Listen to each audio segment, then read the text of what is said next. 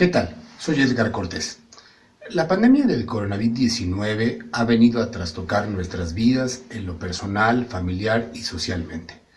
Pero la afectación ha tornado visibles las enormes desigualdades que se viven en nuestra sociedad. Una de las primeras consecuencias de esta crisis fue el cierre de fronteras que impidió el regreso de personas a sus países de origen. En el caso de los migrantes irregulares, los colocó en una especie de limbo, pues no pueden ser regresados a sus países y tampoco están siendo acogidos en México. Además, las detenciones de migrantes no se detienen, lo que ocasiona la saturación de las estaciones migratorias, espacios que además tienen insuficiente infraestructura médica y sanitaria.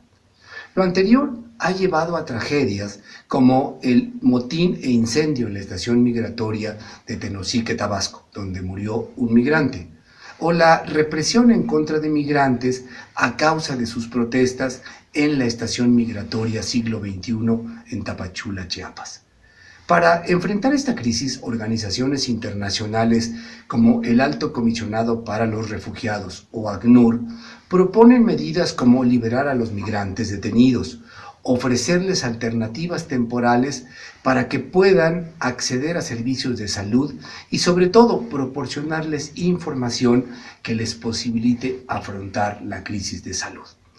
Si las detenciones de migrantes suceden con el propósito de extraditarlos, de regresarlos a su país, y esta medida es imposible de aplicar, no tiene ningún sentido mantenerlos detenidos y exponerlos a mayores riesgos de salud.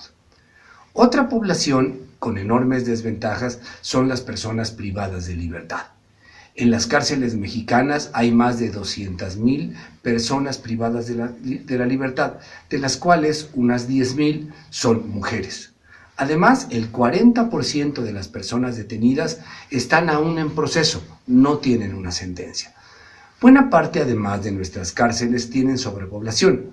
Por ejemplo, en el Estado de México, el 37% de las personas privadas de libertad comparten su celda hasta con 15 personas.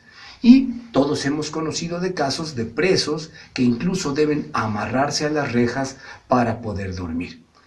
Gran cantidad de personas privadas de libertad depende de sus familias para disponer de artículos de limpieza y de comida. Ahora, con las restricciones sanitarias, seguramente la escasez se agravará.